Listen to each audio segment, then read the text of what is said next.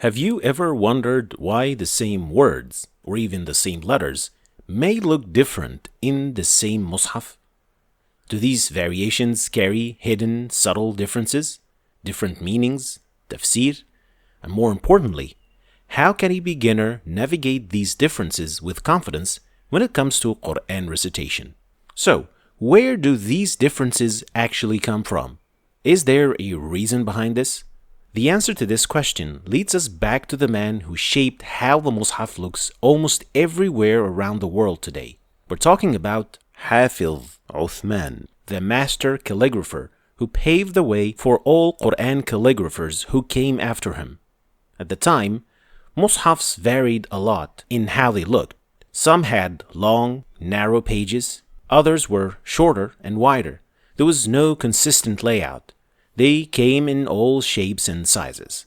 But what makes his work unique is that he took the structure or the system of writing of the Mushaf from within the Quran itself. But how? Well, in order to decide on how wide a page should be, he used the shortest surah, Surat Al-Kawthar, and wrote it on a single line. And so, based on that, he estimated that there should be 9 to 10 words per line, defining the width of the page. And to decide the length, he looked at the longest ayah in the Quran, which is ayah 282 from Surat Al-Baqarah, and decided that it should fit onto one page.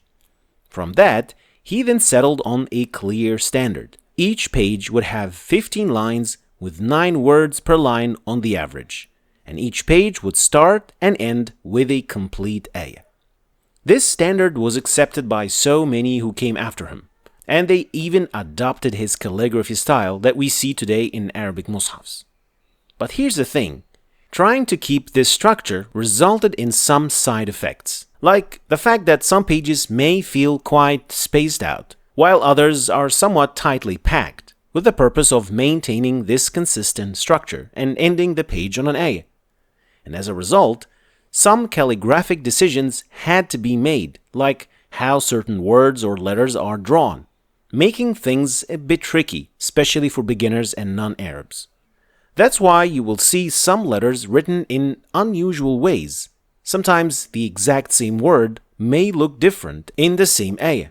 This inevitable inconsistency raised a big question for many beginners. Am I reading this correctly? And to get over this problem, there are 2 main things that you should be aware of, which will give you so much confidence in how you recite and read the Quran. Number 1, some letters in Arabic just have variations, and so you should know them. Some people write the letter A like this, others write it like that. It is just a variation, and since we have the same concept as this in Arabic, this knowledge is very important, especially when you want to read the Quran. Luckily, there aren't many in Arabic. There are mostly 5 letters that have different variations. Let's start with the first and the second, Ra and Zay. They're practically the same idea.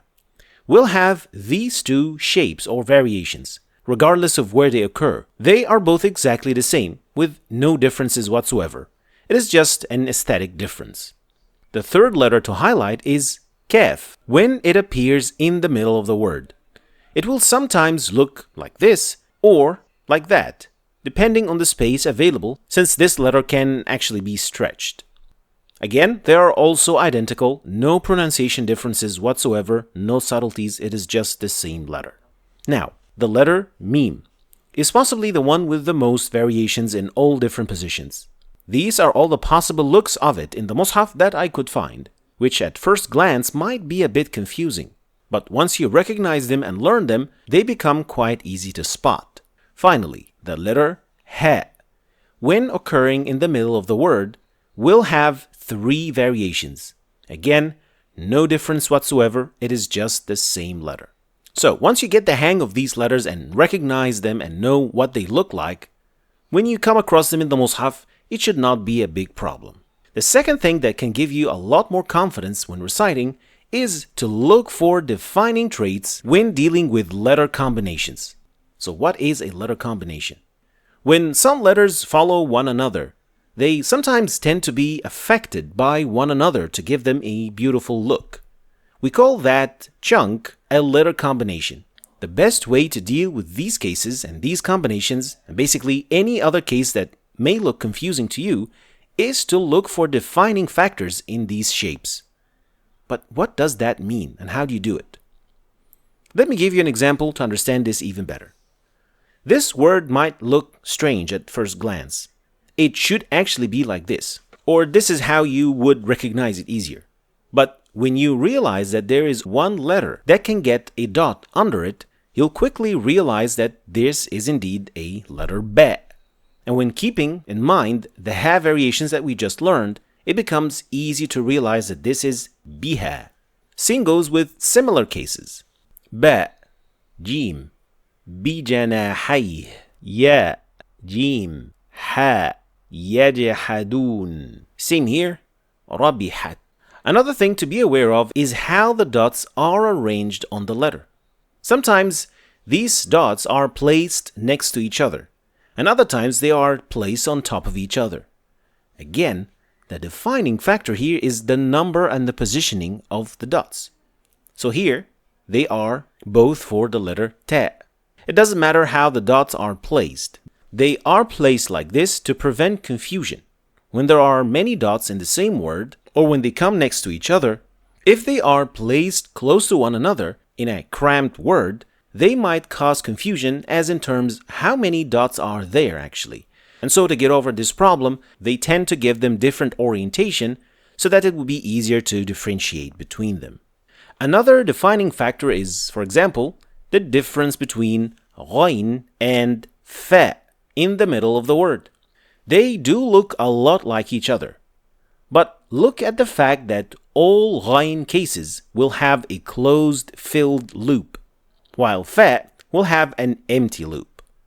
That's the case in the entire Quran. And once you realize this, any ghain in the middle of the word will be very easily detectable, and the same goes for fa as well. And so, when you know such little details, you will have more confidence when reading the Quran. However, if these variations and the freestyle is still confusing you, then I would suggest using a computerized mushaf. So what is a computerized mushaf? Well, as it happens, and because of the popularity of this calligraphy style, it was turned into a computer font, which was then used to produce a computerized version of the mushaf. While this computer version took over some of the writing styles and variations of the original writing, it is still more regular and standardized than the handwritten one. So if the freestyle is really hindering your progress or preventing you from reciting fluently, then consider using a computerized mushaf. I left a link in the description if you want to download it. They are also easy to find on online bookstores if you prefer the paper version. But if your struggle is actually with the crammed spaces between words on some pages, then I would recommend using the extra spaces mushaf, which only added extra spaces before and after each word in the Quran to make it much easier for you to recognize the start and the end of words. It is currently only available as an ebook on our website, but if you're interested in getting it as a paper version, please let us know so that we can make that happen soon, inshallah. So, are there any other letter combinations or variations that I missed in this lesson? Let me know in the comments, and I'll inshallah highlight them in a separate video or short. Thanks for watching. Don't forget to check out my latest books with their video courses if you want to learn the Quran in Arabic or properly learn its tajweed. Check out the links in the description. Thanks for watching, and I'll see you next time, inshallah.